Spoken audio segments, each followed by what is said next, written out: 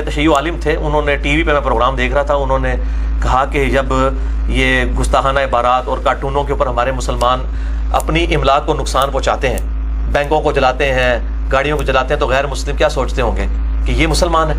تو میں نے اس پہ پھر ورڈکٹ دی تھی مسئلہ نمبر 49 پہ کہ آپ جب 10 محرم کے اوپر اپنے آپ کو چھریاں مار رہے ہوتے ہیں, اس وقت غیر مسلم, یہ ٹیبو, وہ تو اس کو ٹیبو کہتے ہیں نا نیشنل جغرافک میں, یہ جو ٹیبو والا کام آپ کر رہے ہوتے ہیں, اس وقت مسلمان وہ کیا سوچتے ہوں گے مسلمانوں کے بارے میں. بہرحال ماتم, یہ ساری چیزیں ہم ان کو بدعت سمجھتے ہیں, اس کے کوئی کفر اسلام کا فیصلہ نہیں ہو جاتا.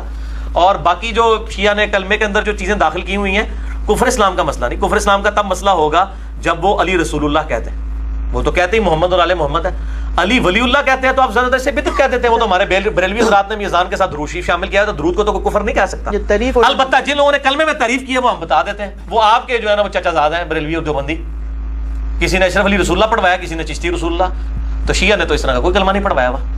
ٹھیک ہے نا, یہ جو ہے آپ علی ولی اللہ, ابو بکر ولی اللہ کوئی کہتا ہے اور اس کو ایڈ کر لیتا ہے, کلمے کے ساتھ ایڈ کرتا ہے, تو آپ زیادہ سے زیادہ اس کو کہہ سکتے ہیں کہ یہ بدعت. تو یہ جو ارتداد صحابہ کے کہتے ہیں قائل ہیں نعوذ باللہ, اور اس کے علاوہ یہ تعریف قرآن کے قائل ہیں, یہ تو خیر ساری اہل سنت تقریباً الزامات ہیں. تعریف قرآن کے قائل ہیں تو میرے بھائی, میں نے پہلے بتایا کہ تعریف قرآن کا جو قائل ہے نا جی, وہ کافر ہے. مجھے یہ نا, میں کہتا ہوں چاہے وہ سنی ہے چاہے وہ شیعہ ہے, جو تعریف قرآن کا قائل ہے, جو یہ دو گتوں کے درمیان قرآن ہے, اس کو محفوظ نہیں سمجھتا, انا نحن نزلنا الذکر و انا لہ لحافظون, وہ کافر ہے. لیکن روایتوں کو, اگر ان کی کتابوں میں آئی ہوئی روایتوں کو وہ ضعیف کہتے ہیں, جیسے شیعت کے مقدمے میں امین الحسینی صاحب نے لکھا, یا وہ ان روایتوں کی تعویل کرتے ہیں, تو پھر ان کو بینیفٹ آف ڈاؤٹ دیں گے نا, دیں گے کہ نہیں؟ نہیں دیں گے تو میرے کو پھکی بھی آ جائے. صحیح مسلم میں بھی تعریف قرآن کی حدیث موجود ہے, واضح تعریف کی ہے, بالکل تعریف کی. کس طریقے سے ثابت ہوتی ہے؟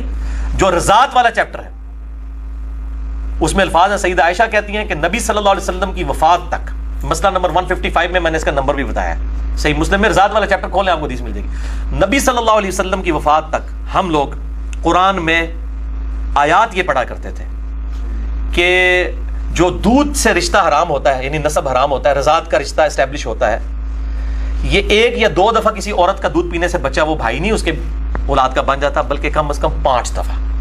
تو یہ بتائیں قرآن میں کہاں آیت لکھی ہوئی ہے؟ نبی صلی اللہ علیہ وسلم کی وفات تک اگر یہ آیت موجود تھی, وفات تک, ہاں اس میں الفاظ ہیں وفات تک پڑھتے تھے, پھر تو منسوخ والا مسئلہ بھی, منسوخ والا بھی مسئلہ ختم ہو گیا. ہم یہ کہتے ہیں اہل سنت کے علماء سے مہربانی کرو کہ مجھے آیت نکال, مجھے تو نہیں ملی یہ آیت. یہ تو بہت ہی خطرناک بات ہے, بہت, اور صحیح مسلم میں ہے, یہ مولوی ضعیف بھی نہیں کر سکتے. میرے پاس ترمذی ابو داؤد کی روایتیں بھی ہیں جن کو البانی اور شیخ زبیر علی صاحب صحیح کہتے ہیں. نہیں, اس کا جواب آپ بتائیں نا پھر. یہ تو میں کیا جواب بتاؤں گا, ان سے پوچھیں نا جو علماء ہیں, میں یہ جواب دوں گا جو شیعہ دیتے ہیں. میں یہ کہتا ہوں کہ یہ جو کہا نا کہ وہ, اور اس میں الفاظ کتاب اللہ بھی نہیں ہے, ورنہ تو یہ کہہ دیتے کہ شریعت میں پڑھی جاتی, اس میں قرآن میں پڑھی جاتی تھی, تعویل بھی نہیں ہو سکتی. کتاب اللہ میں پڑھی جاتی نا, تو یہ کہتے ہیں کتاب سے شریعت کے لیے بھی, اگر کتب علیکم الصیام, شریعت, وہ کہتے ہیں شریعت میں پڑھی جاتی تھی, اس میں قرآن ہے, شکر ہے قرآن ہے, تو ہمیں 10 بھی سک رہے ہیں, قرآن میں پڑھی جاتی تھی. تو اس کی ہم یہ تعویل کرتے ہیں. جو میں نے انٹرویو کیا تھا 1 to 1 مولانا اسحاق صاحب سے, میں نے ان کو بھی اس میں کہا تھا, انہوں نے بھی یہ روایت پیش کی, میں نے کہا آپ اس کی بھی تعویل کریں نا, تو انہوں نے کہا اس کی پھر تعویل یہی کریں گے ہم کہ قرآن کی تفسیر میں پڑھی جاتی تھی. یعنی کسی نے قرآن لکھا, اس کے نوٹس میں لکھ لیا, رضاعت کی کہیں ذکر آیا نا کہ دودھ چھڑانے کی عمر 2 سال ہے, جیسے قرآن حکیم میں ہے, اس کے نوٹس میں کسی نے فٹ نوٹ پہ, شاہ جی بڑے خوش ہوئے ہیں کہ کوئی نئی گل پتہ لگی ہے. نقوی صاحب اتنے جناب ہر گل ہی نوی ہے انشاءاللہ. نیوٹن تے آئنسٹائن نوں ڈگری دی لوڑ نہیں ہوندی, یہ ڈگریاں تے نیوٹن آئنسٹائن ہوتے ہوندیاں نے. نیوٹن 8ویں کلاس میں اسکول سے بھاگ گیا تھا, مجھے کہتے ہیں ڈگری لے کے آؤ. ہم کہتے ہیں نیوٹن کے پاس کون سی ڈگری ہے, نیوٹن کے اوپر PhD ہوتی ہے فزکس کی. نیوٹن اور آئنسٹائن کو ڈگری کی ضرورت نہیں ہوتی ہے, یہ گاڈ گفٹڈ صلاحیتیں ہوتی ہیں. اللہ تعالیٰ مبعوث کرتا ہے, قیام کرتا ہے ایسے لوگوں کا جن کو اللہ تعالیٰ اس گمراہی میں سے نکالتا ہے, اور حق کے جو ہے نا وہ جیسے سورہ الانبیاء میں آتا ہے نا, ہم حق کو باطل کے اوپر دے مارتے ہیں, اس کا بھیجا نکال دیتا ہے. یہ ایسی دونوں تسمیاں نکلنا. مجھے بڑے لوگ ای میل کرتے ہیں, جب بھی میں نے ان کو مسلم کی حدیث بھیجی ہے اس کے بعد تعریف قرآن پہ مجھے ای میل کا جواب کبھی نہیں آیا, آج تک نہیں آیا کسی کا. تو میں نے ثاقب اکبر صاحب سے بات کی, انہوں نے کہا بالکل یہ باطل عقیدہ ہے. وہ شیعہ عالم دین ہے پاکستان لیول کے, جنہوں نے کتاب لکھی پاکستان کے دینی مسالک, وہ کہتے ہیں یہ ہم ان ساری روایتوں کو یہ مانتے ہیں یہ قرآن کی تفسیر میں فٹ نوٹس کے ساتھ تھیں. اس طریقے قرآن میں اگر یہ آیت آئی ہے نا رضاعت چھڑانے کی عمر 2 سال ہے, تو اس کی یہ فٹ نوٹ کے اوپر حدیث کے طور پر یہ چیز لکھی جاتی ہے, اگرچہ قرآن میں لکھا ہوا ہے. جیسے ہمارے آج بھی بولے والے لوگ کہتے ہیں بخاری شریف میں پڑھا ہے, وہ بخاری شریف کے نیچے شرح مولوی نے لکھی ہوتی ہے, وہ سمجھتا ہے بخاری شریف ہو گئی ہے, وہ تو مولوی نے لکھی ہوئی ہوتی ہے, بخاری شریف میں تو نہیں ہوتا. تو اس کی تعویل ہم یہی کرتے ہیں یہ صحیح مسلم کی حدیث ہے. شاہ جی ترمذی ابو داؤد کی حدیث جو ہے اس میں تو بڑے خطرناک الفاظ ہیں. وہ حضرت عثمان ابن عفان سے آگے کوئی پوچھتا ہے کہ یہ بتائیے کہ یہ جو سورہ انفال ہے, سورۃ الانفال اور سورہ توبہ, ان کو تم نے اکٹھا کر کے لکھ دیا, اس کے درمیان بسم اللہ بھی نہیں ڈالی ہے, کیا یہ نبی صلی اللہ علیہ وسلم نے اس طرح لکھوائی تھی؟ تو کہتے ہیں نہیں, یہ نبی صلی اللہ علیہ وسلم نے نہیں لکھوائی ہے. تو مجھے شک ہے کہ یا تو یہ دو الگ صورتیں ہیں, تو یا یہ ایک ہی صورت ہے, اس کا یہ آگے ضمیم ہے. اس لیے شک کی بنیاد پہ میں نے ان کو الگ کر کے لکھ دیا بیچ میں, اس لیے میں نے بسم اللہ نہیں ڈالی. یہ ترمذی میں, ابو داؤد میں موجود ہے, یہ روایت مشکات میں پہلی جلد میں فضائل قرآن والے چیپٹر میں مل جائے گی. شیخ البانی بھی صحیح کہتے ہیں, شیخ زبیر صاحب بھی صحیح کہتے ہیں. کرو مسئلہ حل.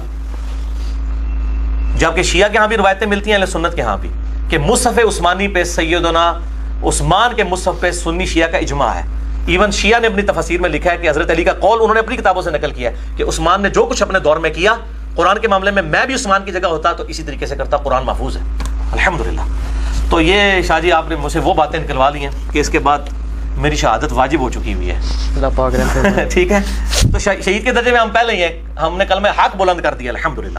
تو اب جب بھی کوئی تعریف قرآن کی بات کرے ان کو پہلے اپنے منجی تھلے ڈنڈا پھیرو, ٹھیک ہے. اچھا, اس پھر صحیح مسلم کے اوپر بھی فتویٰ لگاؤ یا پھر تعویل کرو کہ وہ جو مولانا اسحاق صاحب کہتے تھے وہ تو ایک ہاتھ آگے نکل جاتے تھے نا, وہ کہتے تھے سنی میرے بھائی اور شیعہ میرے بھائی یہ دونوں روایتیں دیوار پہ دے مارو, جو قرآن مشرق سے لے کے مغرب تک تواتر سے نقل ہوا ہے اور کوئی اور قرآن موجود ہی نہیں ہے, روایتیں ہی پھینک دو. وہ دوسری ایکسٹریم کو جاتے تھے. میں یہ کہتا ہوں کہ میں نے ان کو بھی اس میں کہا کہ آپ تعویل کریں کہ یہ تفسیر تھی. شرف الدین مسلم بھی یہ کہتا ہے. اچھا, وہ کیا کہتے ہیں؟ وہ اٹھو قرآن کا دفاع کرو, اس کی جو کتاب ہے وہ کہتا ہے جی روایت جو ہے اس کو چھوڑ دو. نہیں ٹھیک ہے, قرآن تواتر سے ہے روایت. اچھا, اس میں یہ چیز ہے کہ اس پہ میں نے ایک مناظرہ سنا تھا, یہ سید طالب الرحمان شاہ کا کوئی سولت شاہ تھا کہ سولت کیا نام تھا اس کا, کوئی انٹرنیٹ پہ موجود ہے, وہ بھی اہل حدیثوں کی مرکز مین ویب سائٹ پہ موجود ہے. تو اس میں میرا خیال ہے وہ سولت کو بھی شاید اس چیز کا پتہ نہیں تھا, یہ روایت پیش کرتا ہے طالب الرحمان شاہ. سب کیا جواب جی آپ جواب دیں جناب, اٹھ ہی نہ سکتے. او بھائی آئنسٹائن تے نیوٹن تے نہیں نا, ڈگری والے تو نہیں ہوندے, وہ تو ڈگری والے مولوی بیٹھ کے لڑ رہے سن نا, وہ زیادہ تر الاتقان کی روایتیں پیش. اچھا, اور بتائیں کوئی اور چیز ہے تو چلیں, یہ بھی بڑے اچھے سے ادھار تھا نا, میرے خلاف بڑے کلپ چڑھائے ہوئے ہیں. اور میں کہتا ہوں کہ قرآن کی حفاظت کا ذمہ اللہ نے لیا, یہ ہو ہی نہیں سکتا اس میں کوئی تعریف کر سکے. شیعہ بھی چاہے تو تعریف نہیں کر سکتے, سنی بھی نہیں کر سکتے. یہ ساری کی ساری روایتیں جو ہے دیکھیں قرآن کا مقابلہ نہیں کر سکی. ہم ان کی تعویل کرتے ہیں, ہم قرآن کو تواتر کے ساتھ صحیح مانتے ہیں. اچھا, یہ جو مسئلہ ہے کہ یہ ارتداد والا نعوذ باللہ صحابہ کرام پہ تم بس کرو شاہ جی, اور تسی آخری بام چھڈن لگے ہو. ہاں, یہ ایک بات کی جاتی ہے نا جی کہ آپ جی بخاری مسلم میں حدیث ہے نا اصحابی والی, اصحابی بھی ہے کہ کچھ ایسے لوگ ہیں جو آپ کی زندگی میں مومن تھے, آپ کی وفات کے بعد کافر ہو گئے, انہی کو صحابی کہا جا رہا ہے. یہ امتی والی روایت لے کے آتے ہیں. وہ کون ہے؟ میں نے مسئلہ 96 میں بتایا کہ منکرین زکوٰۃ مسلمہ کذاب کے ساتھ ملنے والے حضرت ابوبکر صدیق کے دور میں جو ارتداد کا شکار ہوئے. بخاری مسلم میں آتا ہے. ارتداد تو وہی ہوتا ہے جو آپ کی زندگی میں مسلمان تھا, حضرت ابوبکر کی زندگی میں وہ کافر ہو گیا.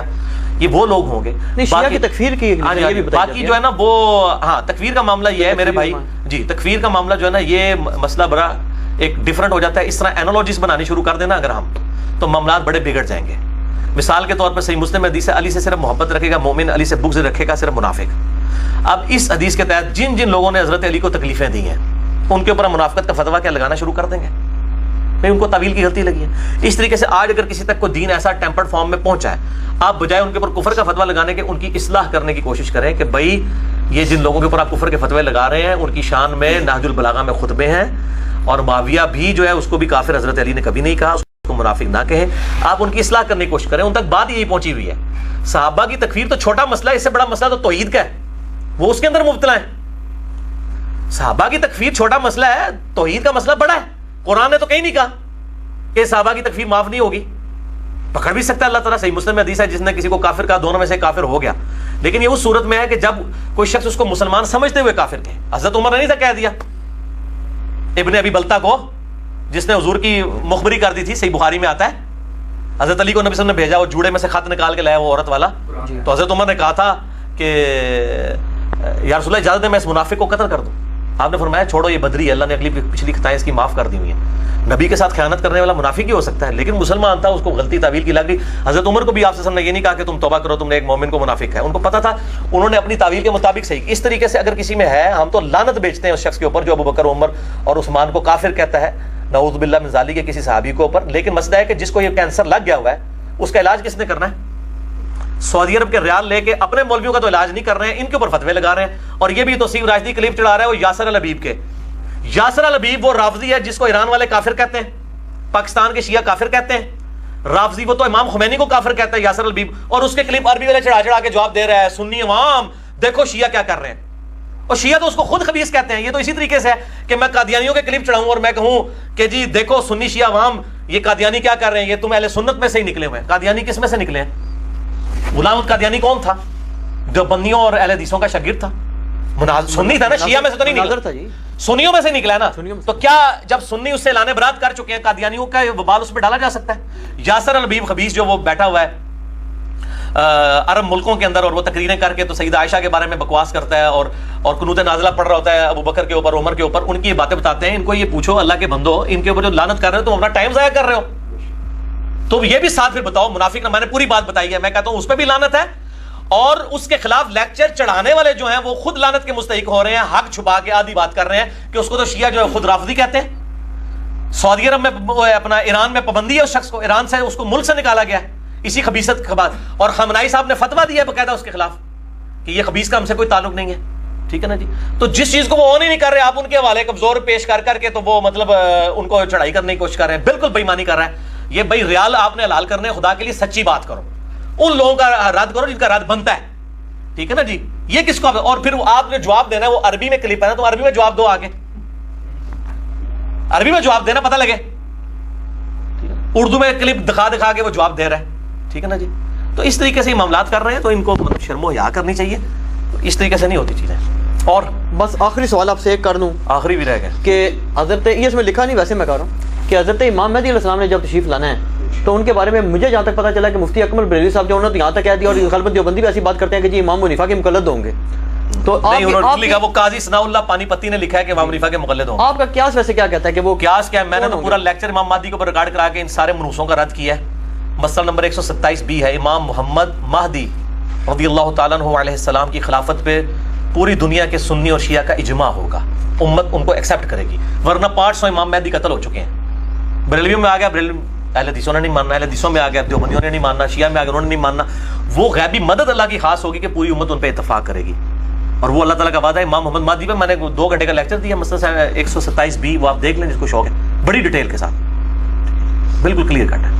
میرا خیال ہے ہم نے کافی ساری باتیں کھل آگے کر لی ہیں. باقی میرے لیکچر اتنے زیادہ ہیں, جس کو شوق ہے تو اہل سنت پاک .com پہ جائیں.